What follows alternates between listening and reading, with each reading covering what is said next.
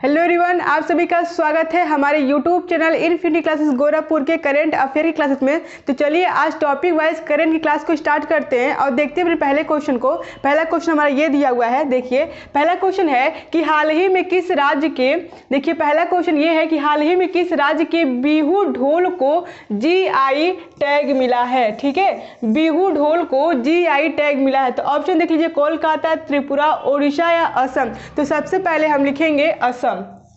ठीक है, सबसे पहले हम लिखेंगे असम। ठीक है, अब देखिए असम के 19 उत्पाद को, असम के 19 उत्पाद को GI टैग मिला है। ठीक है, क्या मिला है?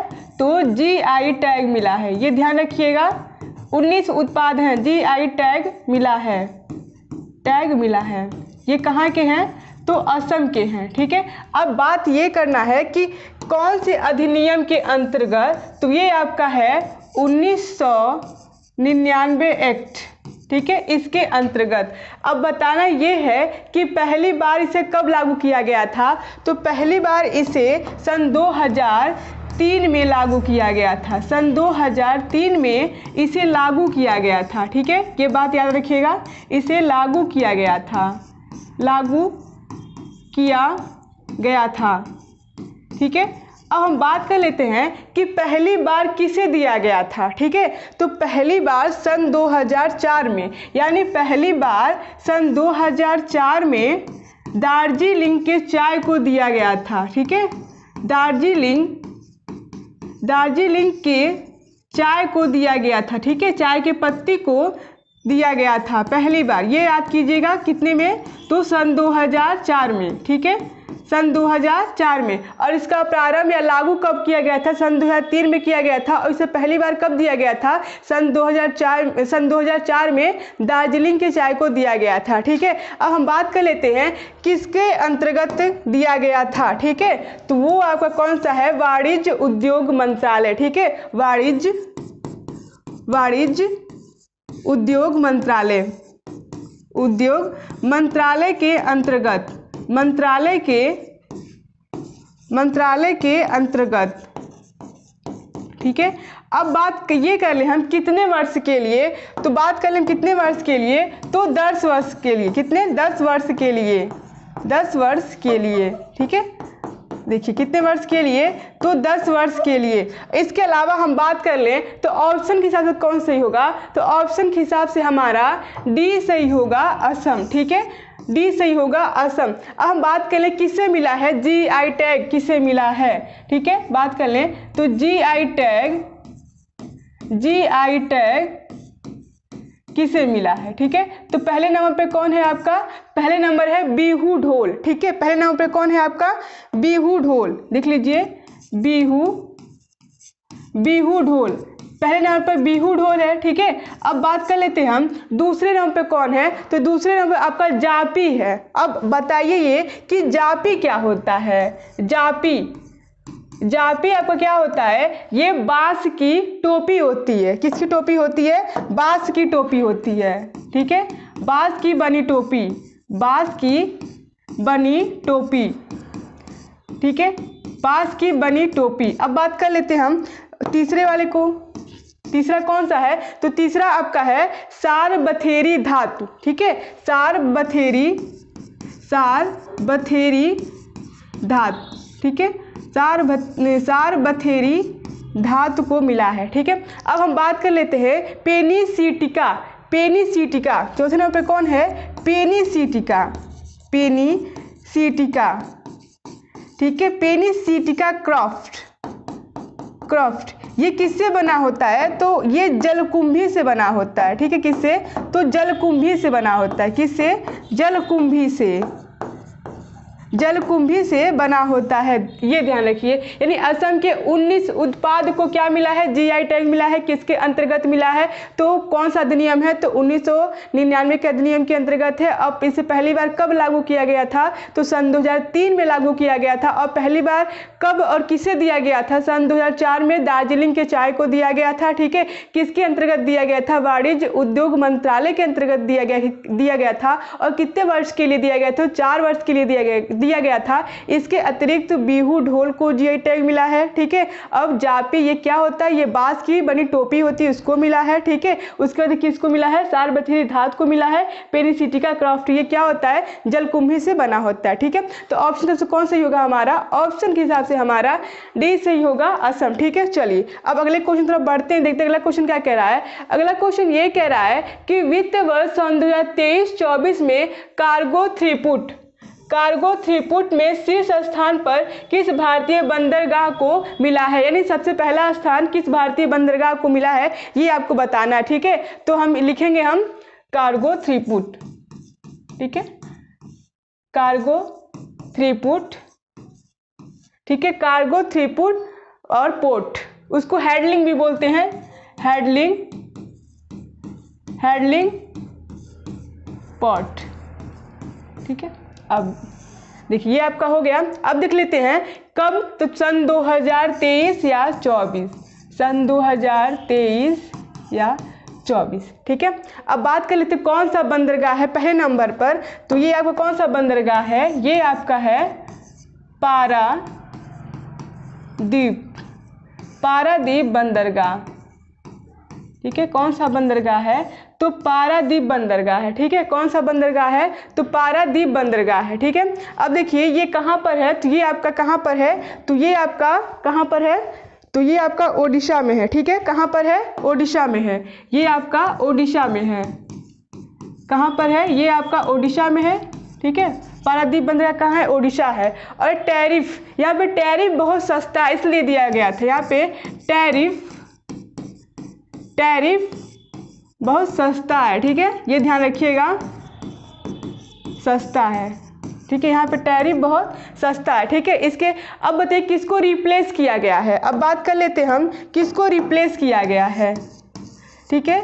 रिप्लेस किसे किया गया है, तो रिप्लेस आपको दीनदयाल बंदरगाह को किया गया है, दीनदयाल, ठीक है, दीनदयाल बंदरगाह। और इसके स्थान पर किसे लाया गया है, तो पारादीप को, ठीक है। किसे लाया गया है, तो पारादीप को, ठीक है, पारादीप बंदरगाह को, ठीक है, पारादीप बंदरगाह को, ठीक है। अब बताइए कि दीनदयाल बंदरगाह ये कहाँ है, तो ये आपका गुजरात में है, ये याद रखिएगा, ये कहाँ पर है आपका, तो ये आपका गुजरात में है। और पारादीप बंदरगाह कहाँ पर है, तो ये आपका उड़ीसा में है। तो ऑप्शन के हिसाब से कौन सही होगा, ऑप्शन के हिसाब से आपका ए सही होगा, ठीक है, पारादीप बंदरगाह, ठीक है। चलिए अगले क्वेश्चन की तरफ बढ़ते हैं और देखते हैं अगला क्वेश्चन क्या कह रहा है। अगला क्वेश्चन ये कह रहा है कि हाल ही में हंगरी के नए राष्ट्रपति पद पर किसे चुना गया है, ठीक है, किसे चुना गया है, नए राष्ट्रपति,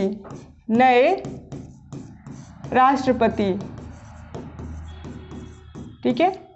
नए राष्ट्रपति कहाँ के, तो हंगरी के, ठीक है, कहाँ के, हंगरी के, ठीक है। तो वो कौन है आपके, तमस सुलियोक, ठीक है। उनका नाम क्या है, तमस, उनका नाम है तमस सुलियोक, उनका नाम है तमस सुलियोक, ठीक है।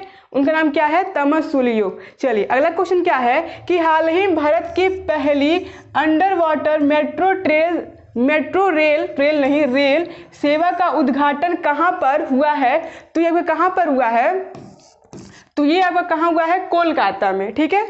ये आपका कहाँ हुआ है, कोलकाता में, कोलकाता में। और कौन सी नदी है, नदी की बात कर लेते हैं हम, ठीक है।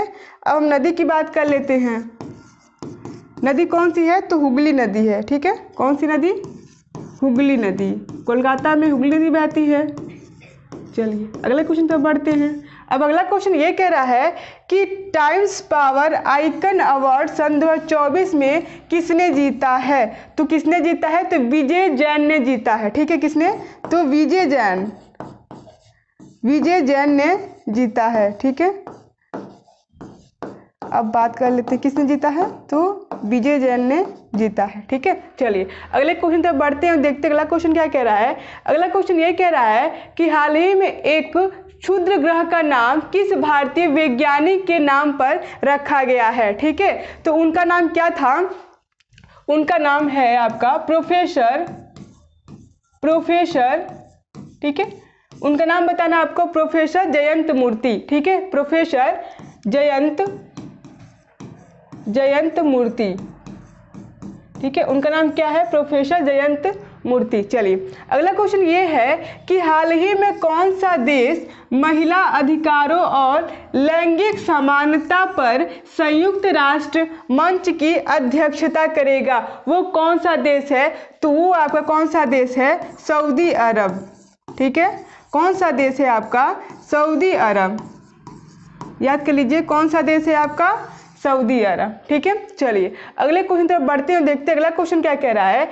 अगला क्वेश्चन ये कह रहा है कि हाल ही में भारत सरकार ने किस देश के साथ संस्कृत अनुसंधान और शिक्षा को बढ़ावा देने के लिए 5 सूत्रीय प्रस्ताव पारित किया है, ठीक है, तो वो कौन सा है, तो वो आपका है इंडिया और इसके साथ क्या है, नेपाल, इंडिया और नेपाल, ठीक है। अब हम बात कर लेते हैं क्या करने के लिए, तो संस्कृत अनुसंधान, ठीक है, हम लिखेंगे संस्कृत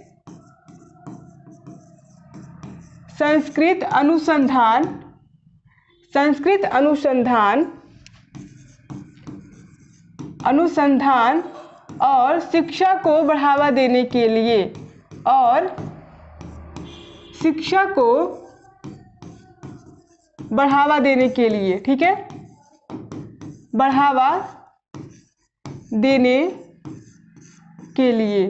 देने के लिए, शिक्षा को बढ़ावा देने के लिए, ठीक है। अब बताइए कि क्या लागू किया है, तो 5, ठीक है, देखिए 5 सूत्री,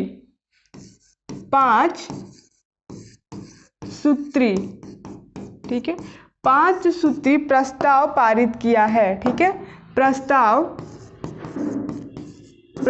पारित किया है, ठीक है। अब हम बात कर लेते हैं संस्कृत का, ठीक है, अब हम बात कर लेते हैं संस्कृत का पहला ग्रंथ, ठीक है, तो उसका क्या नाम है, अष्टाध्यायी, ठीक है, ये वो संस्कृत का ग्रंथ है ना, संस्कृत का ग्रंथ है, संस्कृत का व्याकरण ग्रंथ, और इसके लेखक कौन है, तो इसके लेखक कौन है, पाणिनि, ठीक है, पाणिनि, इसके लेखक कौन है, पाणिनि, ठीक है। अब दूसरा क्या है, शास्त्रीय, ठीक है, तो आपका पहला हो गया। अब दूसरा क्या है, शास्त्रीय भाषा,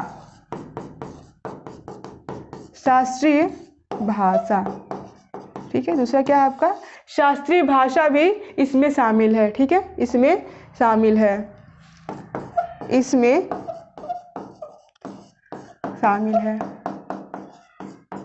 शास्त्रीय भाषा भी इसमें शामिल है, ठीक है।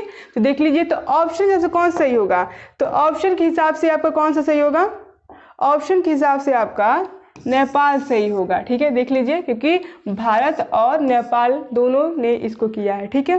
तो चलिए दोस्तों, आज का टॉपिक हम यहीं पे समाप्त करते हैं, हम आपसे कल नेक्स्ट वीडियो के साथ मिलते हैं, थैंक यू।